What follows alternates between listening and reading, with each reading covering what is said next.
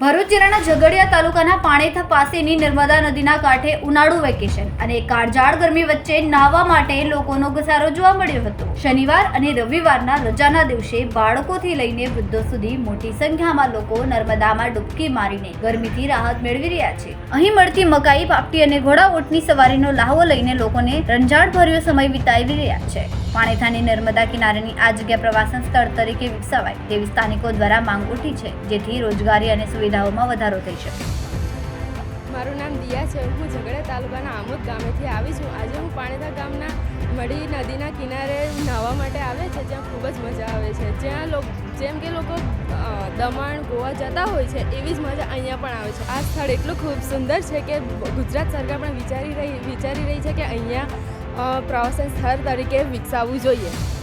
જે ગુજરાત સરકાર અહીંયા પ્રવાસન સ્થળ તરીકે વિકસાવે તો ખૂબ સારી બાબત રહેશે।